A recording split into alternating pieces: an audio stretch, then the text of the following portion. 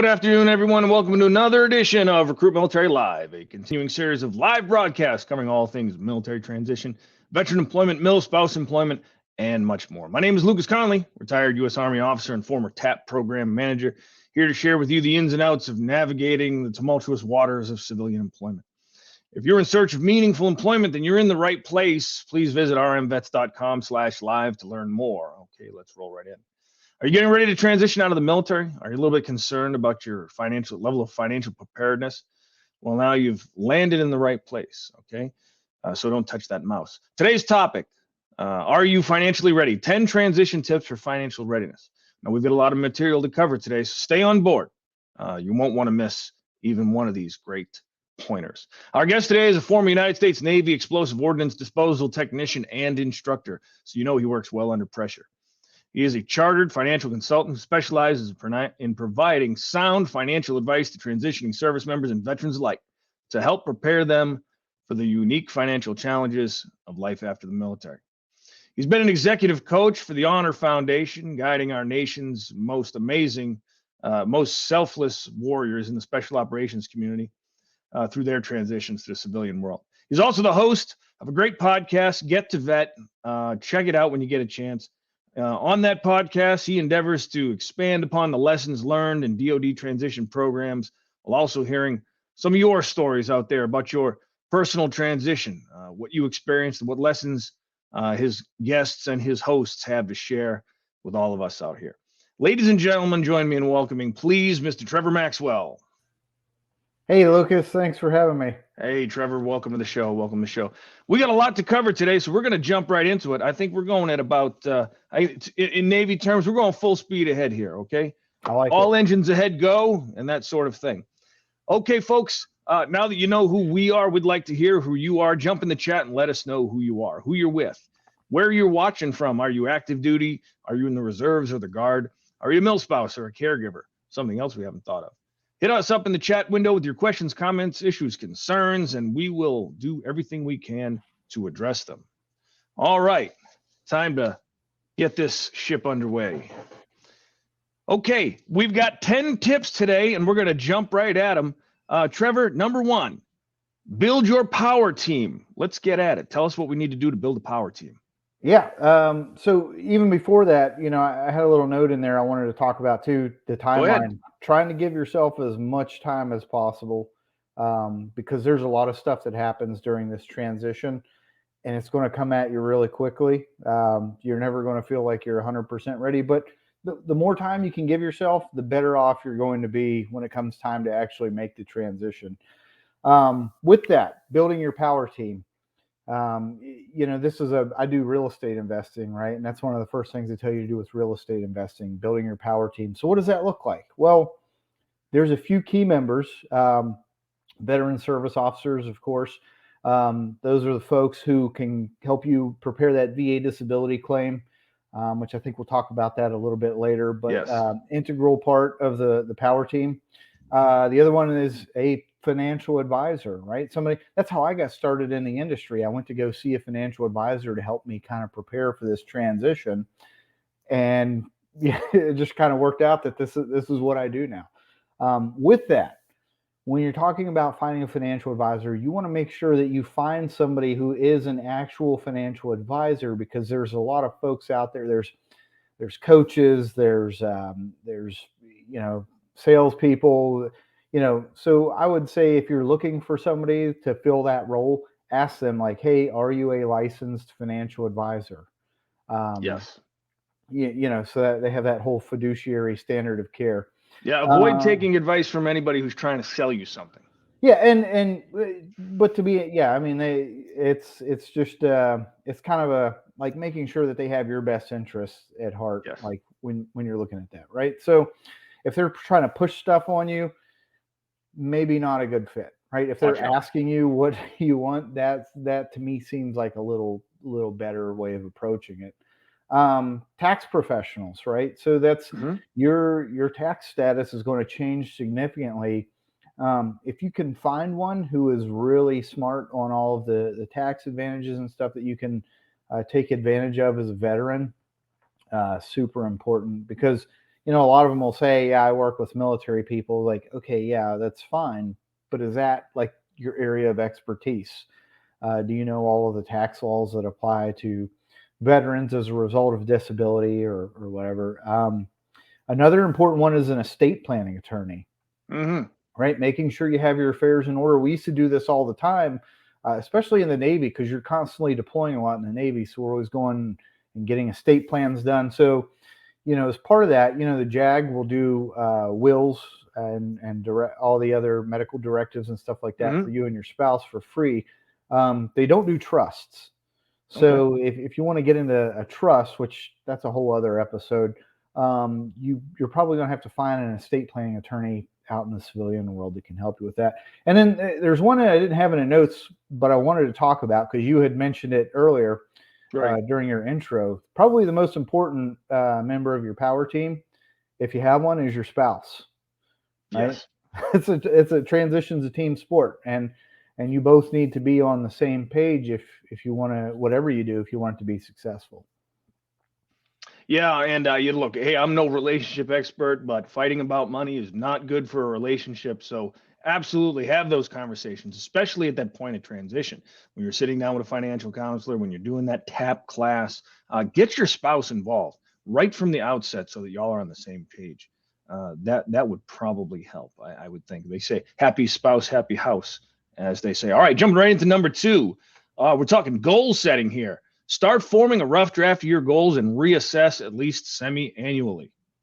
Yeah, it's, how do you know how to get there if you don't even know where you're going, right? So this works with everything, whether it's, a plan for losing weight or, it's where they always tell you, like, if you're going to start a business, what do you need to have? You need to have a business plan. Why is that?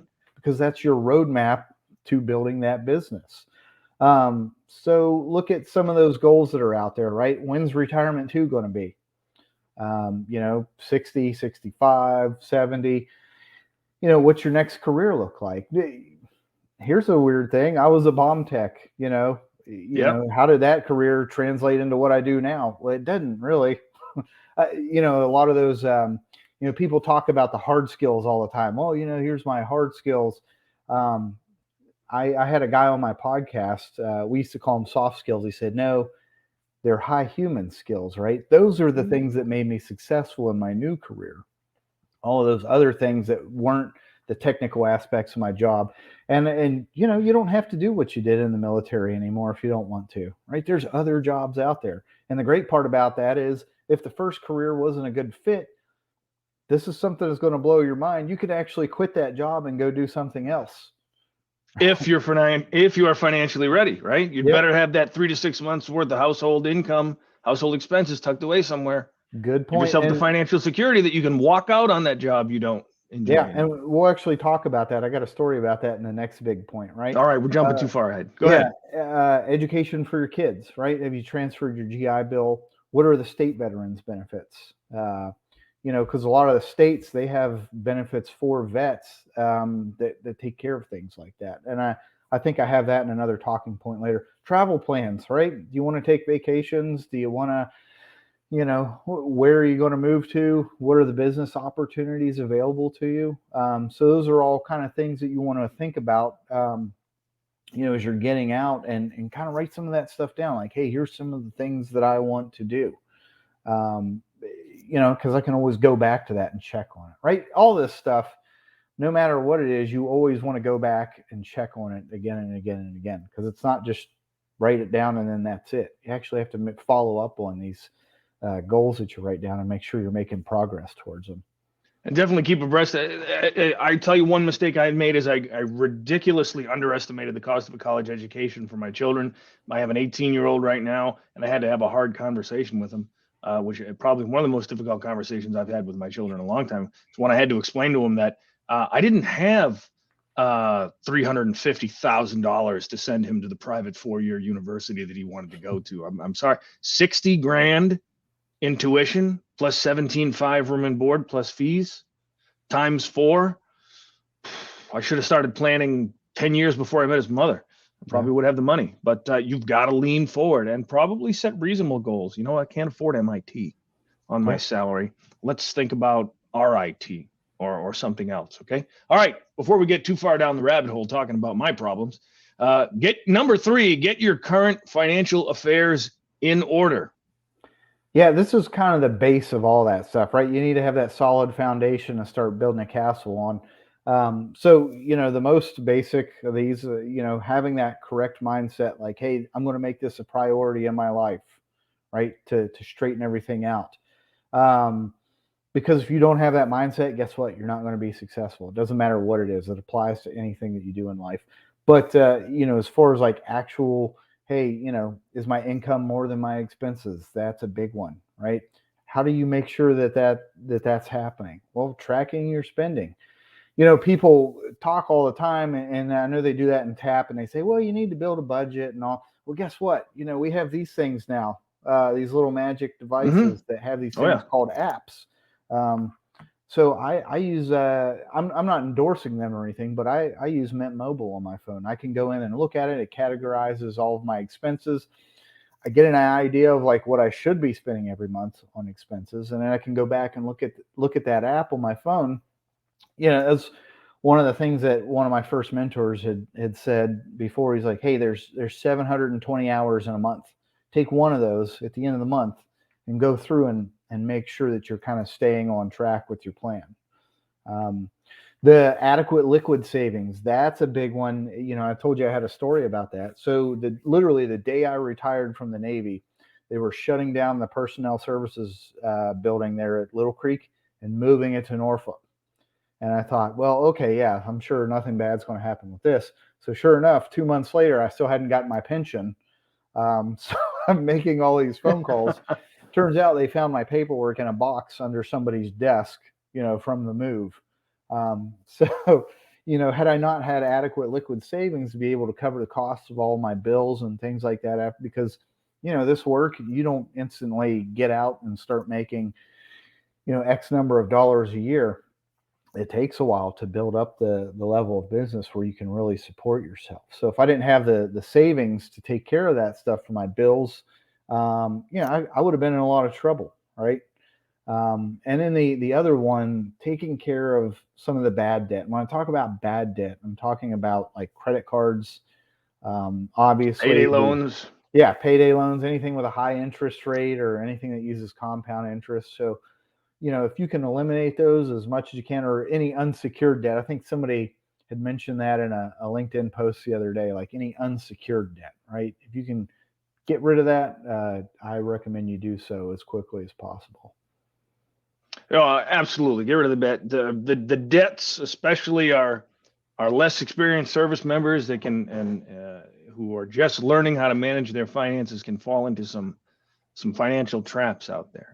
I'd like to say that every lender out there is a scrupulous individual with the best interest of the client in heart, but we both know that's not always the case. There's a reason that they're put off limits on by a lot of and so for those young service members who are out there, or leaders who may have tuned in today, let your junior sailors, airmen, Marines, and so forth know where those predatory lenders out there, because it can take years. It could take 4 or 6 or longer to recover from a bad debt situation with a predatory lender.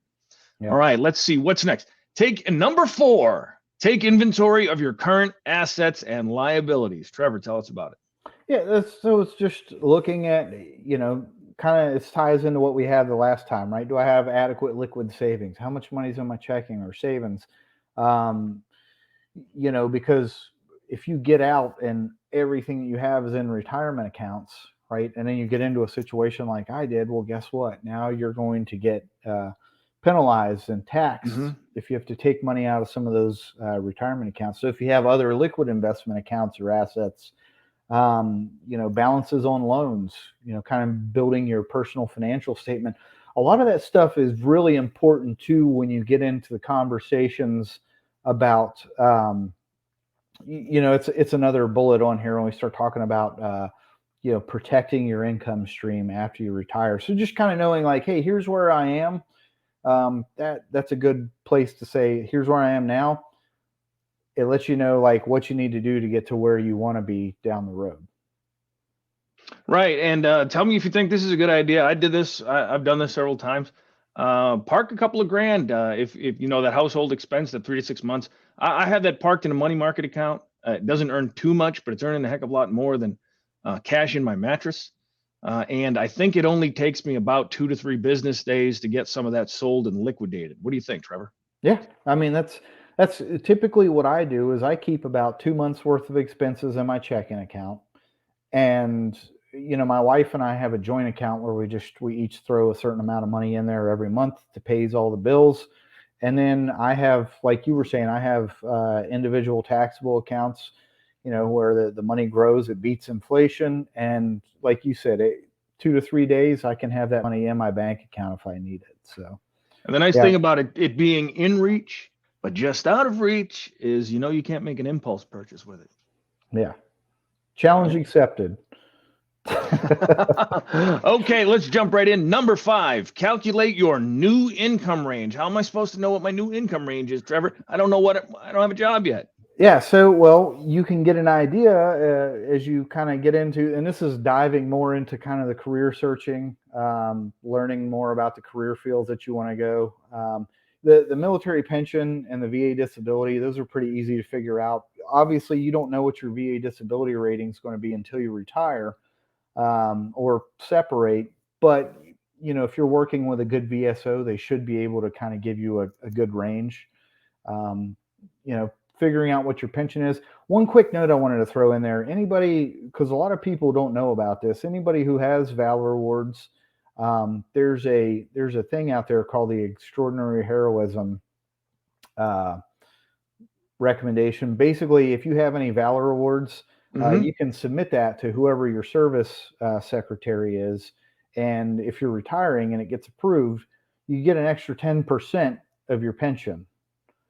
And so I was talking to a guy the other day. He's a SEAL, who's getting ready to retire. He had never heard of it. He's like, "Yeah, I have, 3 or 4 bronze stars." I'm like, "Yeah, you definitely need to go look at this, right? You could get an extra 10% of your retirement." So I just wanted to throw that out there for people that may have that and don't know about it. I don't know that I've ever heard anybody cover that in an official. Wow. First time hearing of it. Yeah, right. So let me know.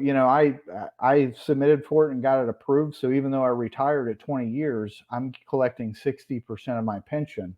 So if you need help with it, let me know. I have all the different service instructions. I can email them to you, and just something to know that's a pretty significant impact on your retirement over 20 Does the or award 30 have years. to have a V device?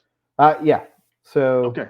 All right. yeah. So but figuring out what your pension is, there's calculators on you can just type in military calculator, VA disability. So if you go on the VA website, it can be difficult to kind of track it down, but a good VSO should be able to show you where you can go in there and say, like, hey, if you get this much for disability compensation, here's how much it'll be.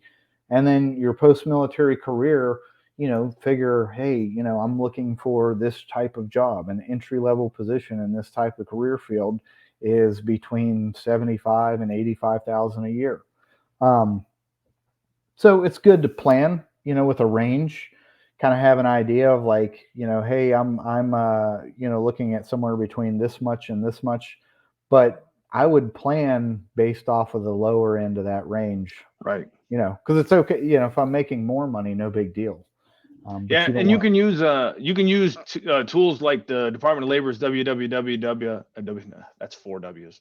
www.onetonline is a good resource. You can do a little bit of career searching. It'll give you a high end and a low end and a mid-range figure for expected compensation based on geography. A lot of great tools in there, and that's introduced in some of the TAP programs as well. So you don't have to know exactly what you're going to make coming out of the gate, but if you do the research, you should at least know what your band looks like.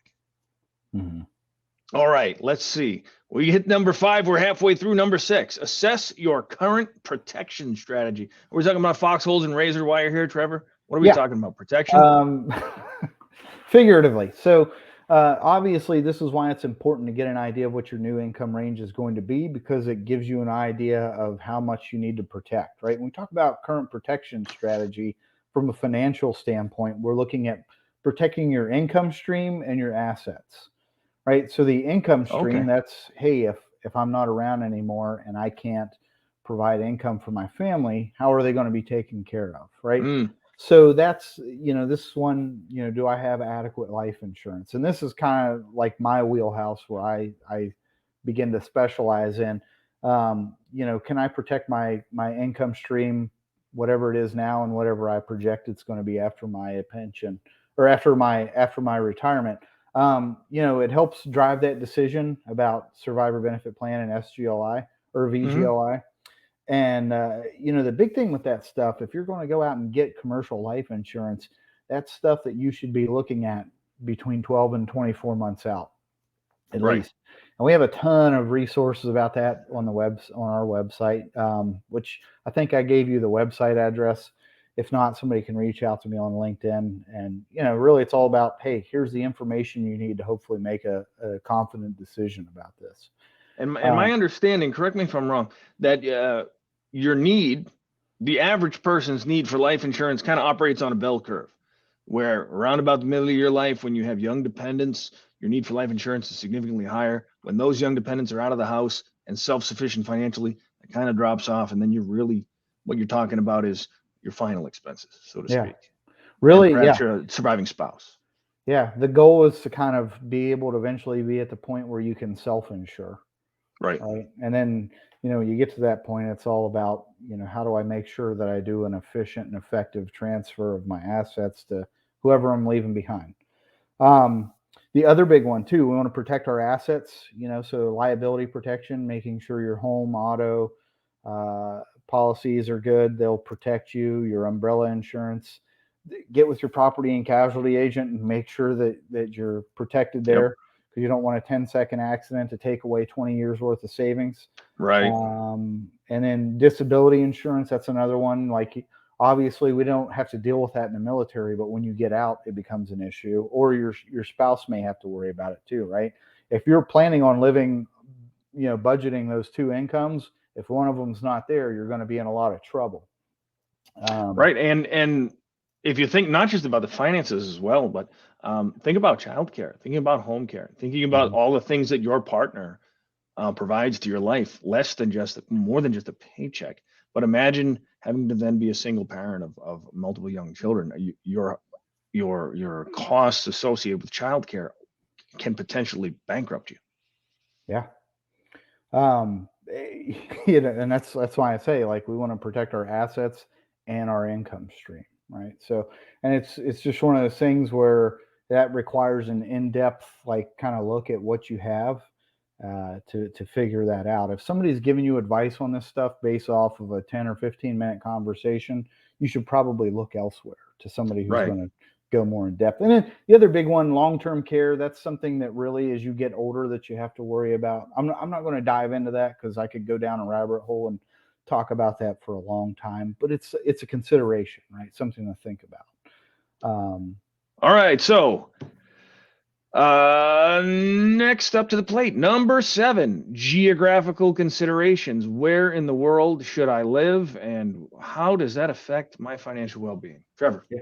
So obviously, first and foremost, the cost of living, the difference between the cost of living. And, I looked this up the other day, where I live in Virginia, compared to San Diego, the other great naval destination, right? Cost of living is about 150% of San Diego of what it is here, where I'm at in Virginia. So, if you made $250,000 in Virginia, you'd need to make about $360 in San Diego to be able to have the same standard of living. Taxes is a big one. Some tax military retirement, some don't. And this ties into something else too, state benefits for veterans. This is probably the biggest one, and it's also the one that most people have the least amount of knowledge about. There are tons of different benefits. There's education, there's tax benefits, recreational, healthcare, employment, all kinds of stuff. So wherever you're going, make sure you look up whatever those benefits are, because those could literally be worth hundreds of thousands of dollars. Absolutely. Yeah. So, Virginia, if you're rated 90% permanent and total or higher, your kids can basically go to school in state for free. There's some expensive colleges in Virginia, right? So I might need to move to Virginia. There you go. right? What are the closest military installations? Are you TRICARE Prime or Select? What are some of the other benefits that you get from that? So just kind of getting a survey of where you're going is important. And and having a military installation close by, people underestimate the value of that. And just the savings from shopping at the installation, perhaps tax-free benefits of being there, and then the medical care. I recently transitioned from getting my medical care on a military installation to getting my medical care off the installation for convenience purposes of not having to go back and forth to the base all the time, and immediately saw an increase in my costs. So I'm still weighing whether or not that was a good decision. Yeah. All right, so jumping into number 8, research civilian employee benefits. We're talking about our new employer, right? Yep. And this operates a lot differently than some of the government programs. Maybe you're going and working a government job, in which case, not a whole lot's going to change. But looking at retirement plans, are there matches? Is there, stock options? There's a whole lot of stuff that applies to some of these civilian retirement plans that doesn't apply to what we had, right? TSP. They told me max the match. If your company offers dollar matching or half dollar matching on 6%, you'd better be investing at least 6% or you're leaving money on the table. Yep. I couldn't agree more, right? But, the investment options are a lot different too. So, that's something else that you want to kind of dig into. Insurance, health insurance, dental insurance, vision insurance. That may drive the discussion between TRICARE Prime or Select, VA medical, if you're going to use that or not. Vacation and paid time off. Those are two things that work a lot differently. Kind of where I was at in the military, if I needed a day off, you could just tell your, hey, I got to go do some stuff, right? And they'd be like, okay, yeah, you're good to go. Or, for the young folks that maybe didn't have that same level of trust, they'd say, hey, submit a special request sheet to go do this stuff for a day. Right. In the civilian world, you just tell them, hey, I'm taking vacation, or hey, I'm taking a day off, whatever. PTO. Yeah, right. Paid time off. And then remote work. I just want to hit for a second. People really, really, and I'll tell you what, service members who have not transitioned yet probably do not understand the cost of healthcare compared to what they're getting right now. If you take a look at it, a service member, active duty, has full coverage medical, dental, and vision for their entire family, no copays, no cost of prescriptions, no cost for, scripts, referrals, specialty care. I did a little bit of research with my first employer outside of the service. I said, well, what program do you have that offers this? And I listed off the litany of benefits and they said, oh, we have a program that looks like this. It's only $1,200 a month. And I almost fell out of my chair. Yeah. Yeah, you're in for a little bit of sticker shock, right? When you get out. And that's why I told people, like, hey, you don't really understand. We always heard the big boy rules, big person rules, whatever you want to call it. We had no idea what that was when we were still in the military. When you get out, you find out pretty quickly. You're like, what's going on here, right? So we get comfortable, and then we it's like jumping into a really cold swimming pool. Okay, so let's slide on over to number 9, VA disability. Yeah.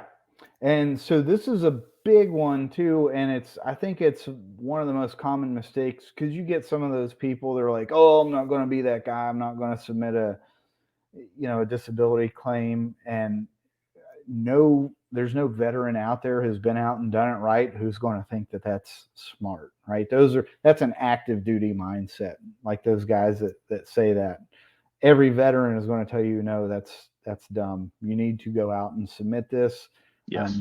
Make sure you do as good of a job as possible, because we had a saying, like when I was on the USS Enterprise a really long time ago. One of my bosses said, hey, you know what? There's never time to do it right the first time, but there's always time to do it over. To do it again. Right? So, I tell my kids the same thing. They still don't listen. But it's significantly harder to do it over, once you've gotten on the other side of that. So we're actually recording season 2 of Get to Vet right now. with a good friend of mine, the guy who helped me get my VA disability claim ready, Jose Nicola. He's a recovery care coordinator with Navy Wounded Warrior. And we're talking about all this stuff. That's all season 2 is 8 episodes of him just, hey, this is what I walk somebody through when I talk to him, right? And the VA disability claim is super important.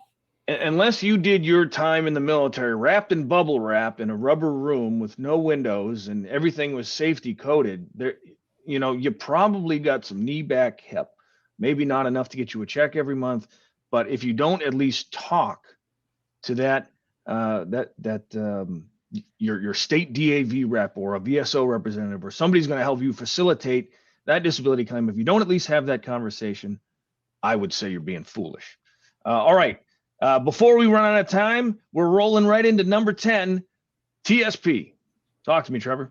Yeah. So, there's different options. That's the other big thing that I deal with a lot. Folks reach out to me asking me what they can do with that. Just know that like every plan that whichever option you choose, there's going to be pros and cons to all of those, right? So you can leave the money in your TSP if you want. Obviously that's great because of the low fees. The problem with that is, it's still, it's going to go up and down like this all the time. Mm-hmm. And you can't make contributions to it anymore, right? So you can't take advantage of the times when it's low to throw money in there and then make it shoot up. But the low fees, that helps. There's new employer plans. There's 401ks, 403bs, 457, depending on wherever you go to work. Those are great because you can still contribute to it and you're getting the employer match and everything, and you're basically supercharging that. But a lot of those private employer-sponsored retirement plans have some of the highest fees out there. And so, why that's important? Well, over the course of 20 years, every 1% in fees eats up about 20% of your potential savings. Oh, wow. Right. So that there you go. That's another decision that could cost you hundreds of thousands of dollars. And then there's IRAs. So IRAs, the individual accounts, you can do that. You can still contribute to those. There's a lot of different options inside of those IRAs. That's the advantage to those. They give you a lot more options. You can control how that money's invested. It's still subject to fees, and depending on the investment inside there, it's still going to be subject to market forces. But really, this is, again, one of those things where you need to sit down with somebody who's like an actual professional at this, and has to take your best interests into consideration, and instead of trying to just say do this or this, they say, hey, here's your options. Which one? Here's what's right for you. Best, right? Right. Yeah. There are no cookie cutter solutions. There's solid principles, right? Invest in something that beats inflation. If inflation's 3%, you want to be invested in something that's 5 or 7 or 12. All right. Don't put your money in your mattress. All it's doing is depreciating 3% every year as a result of the inflation. Your future value of money goes down, not up. All right. Some people will say save 10% of your income. All right. Max the match, things like that. But when you get down to the individuals, the nitty gritty, the dollars and cents of it, I think you're absolutely right, Trevor. You got to sit down with a professional and create a tailored plan. Yeah. And one thing I would say too, and this is, I think, where I see a lot of people, this is the importance of having your spouse involved in this. I see a lot of people make a lot of bad decisions based off of things they see in other social media platform groups where they talk about this. And it's like, hey, did those people in that group spend 5 or 6 hours sitting down with you, getting to know you and figuring out what your goals are to help you make a decision? No. Okay. Then why are you, why are you basing your decision off of some comment that somebody made? Trevor, you're telling me I shouldn't buy gold? Well, I'm not saying you shouldn't. I'm just saying, like, if you're only doing it because you saw a comment on a thread on Facebook, maybe you might want to, go get a second opinion on that. You might, especially since it doesn't beat the market. All right. Hey, Trevor, I wish we could go on for another hour. I think we've got some great stuff here. So, folks, if you watched it today, this is going to be up on LinkedIn Live under Recruit Military on LinkedIn. It's recorded. Go back and watch it again. Pick up these tidbits. Pick up this advice, all free of charge. And closing it out, What are you going to say? Monitor this, review, continue to reevaluate your goals. Am I right, Trevor? Yep. Yeah. Stay on top of it. It's probably the biggest one. Actually, Jen, my other podcast host, she said something. The biggest risk is people not paying attention to what's going on with their finances, right? And I thought, wow, that's really good. That's another podcast, a bookcast, I'm calling it. It was the outline for a book that I turned into a podcast called Military Money Mistakes. And we're going to be releasing that in June after I get back from Alaska. But, I'm excited to do that because I kind of walk people through a lot of the dumb things that I did when I was a young guy in the military. And, now I have a lot of cool guns and I've driven some really nice trucks. But when I kind of went back and said, I could have retired with close to $1 million, I didn't really feel all that smart anymore, right? So, I mean, that $1,900 custom Colt 1911 is not an investment, Trevor. You're breaking my heart. I mean, it's nice. I like to, I definitely get some use out of it once in a while, but I probably. But it's not earning 12%. Yeah, it's true. It's not. Trevor, thanks. Like I said, I wish we had more time. Folks, when you get the chance, follow Mr. Trevor Maxwell on LinkedIn. He's got some great information, some great advice. Check out his Get to Vet podcast. He's got some additional resources he will be happy to share with you as soon as you connect with him. And let's not forget, your finances are only going to get better when you find a great job. So if you haven't already done so, do yourself a solid. Use the link that's scrolling past. rmvets.com/live. That'll take you to Recruit Military's website, where we have over 400,000 job opportunities from 16,000 employers around the world and around the corner. You'll find information about job fairs being held monthly, nationwide, in person, and virtual, and a library of content all designed to help veterans, transitioning service members, and mil spouses find meaningful employment. On behalf of Recruit Military and the folks that were kind enough to join us today, Mr. Trevor Maxwell, thank you very much for being on the show. Hey, thanks for having me. And for those of you who've been enjoying this show, and my loyal listeners and watchers, my viewers, be sure to tune in next week, May 11, 12 noon Eastern Standard Time, right here on Recruit Military Live, where we will be blessed to enjoy the return of Bill Kiefer, author Bill Kiefer, one of my favorite guests. He'll be back to talk military career transitions, provide some of his insights from the employer side of the desk. You won't want to miss it. This has been Lucas Connolly for Recruit Military Live. Until next time, good luck and Godspeed. Take care. Take care, Trevor. Yep, you too, Lucas.